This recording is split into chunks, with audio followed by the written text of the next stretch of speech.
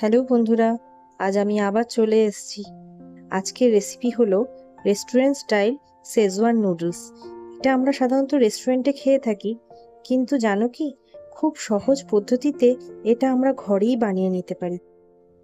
ঘরের থাকা খুব সামান্য উপকরণ দিয়েই এটা তৈরি হয়ে যায় এবং টাইমও লাগে খুব অল্প।